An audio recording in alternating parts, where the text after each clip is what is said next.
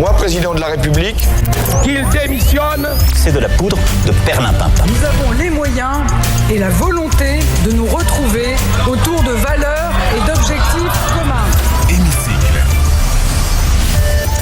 Bonjour Yves Tréhard. Bonjour Steve. Merci de nous rejoindre dans le Grand Journal comme tous les vendredis. Vous êtes le directeur adjoint de la rédaction du Figaro et dans votre édito du jour, Yves, vous vous élevez contre les récupérations politiques du drame hier d'Annecy.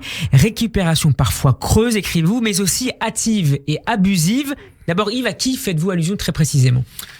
Alors, les récupérations sont de plusieurs ordres, mais il y a une des récupérations immédiates, évidemment, de la droite et de l'extrême droite, c'est le fait que tout de suite, on imagine que c'est le énième attentat terroriste islamique qui se produit sur le territoire français, comme il y en a eu de beaucoup d'autres, malheureusement, depuis Mohamed Merah et 2012. Parce que l'assaillant était syrien. Parce que le terroriste, parce que ça reste un terroriste quand même, compte tenu de ce qu'il a fait, et il est syrien.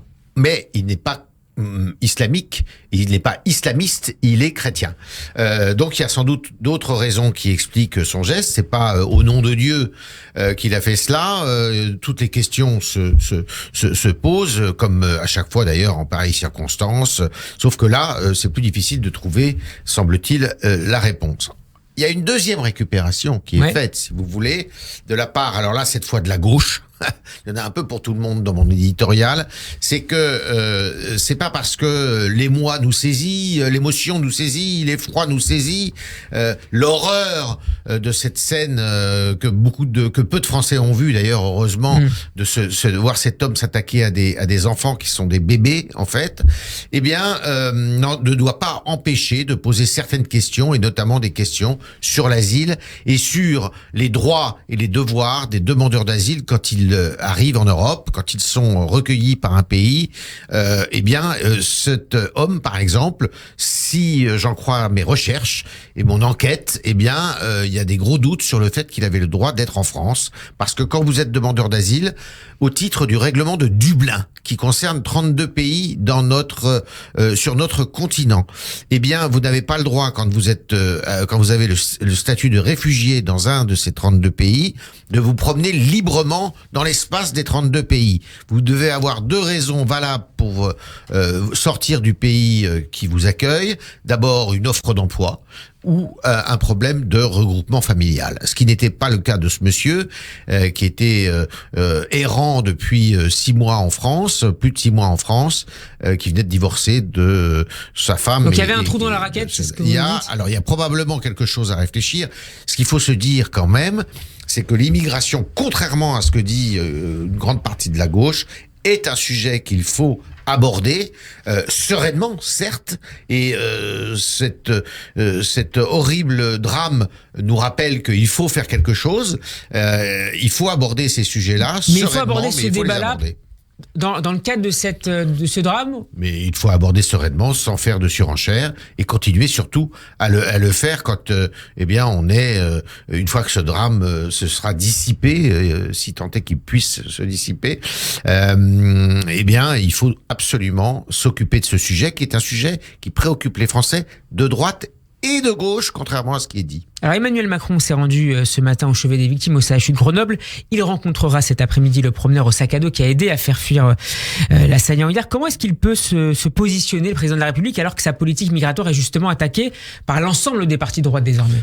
Alors, il peut d'abord, c'est tout à fait sa place d'être à Annecy, vous imaginez, avec des blessés qui sont entre la vie et la mort, avec des très jeunes blessés, dont certains d'ailleurs sont étrangers, il faut pas l'oublier, il n'y a pas que des Français, donc vis-à-vis de la communauté internationale, il doit aussi montrer sa présence, son empathie, son émotion.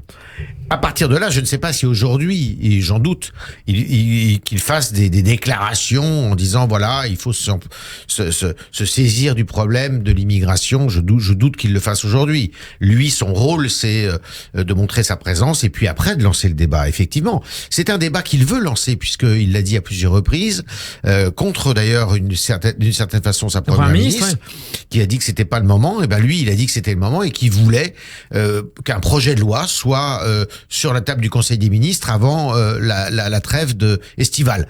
Eh ben, on va voir. Je doute que ça soit possible parce que c'est un sujet qui secoue beaucoup la majorité, qui divise la majorité, qui est faite d'élus qui viennent de la droite, d'autres de la gauche, qui n'ont pas tout à fait les mêmes sensibilités sur la question. Mais il faut impérativement qu'avec sang-froid, on arrive à faire quelque chose qui tienne la route et qui arrête surtout de mettre l'immigration dans une espèce de tourbillon bureaucratique telle que c'est aujourd'hui, pour que les choses aillent plus vite, pour régler les problèmes beaucoup plus rapidement. Yves, est-ce qu'on peut imaginer que cette question migratoire anime et structure le débat politique dans les prochains mois, notamment jusqu'aux européennes ?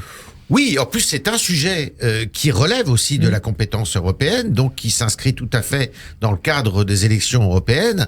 Donc il y a de fortes chances pour que ce sujet s'invite sur la table de ces élections dans la campagne. Sans être préempté par l'extrême droite. Sans être préempté par l'extrême droite, parce que les partis de gauche, et certains le voient très bien, regardent les sondages et ils s'aperçoivent que dans l'électorat de gauche, eh bien il y a une grande partie de cet électorat qui s'inquiète justement du fait que l'immigration soit mal maîtrisée dans notre pays.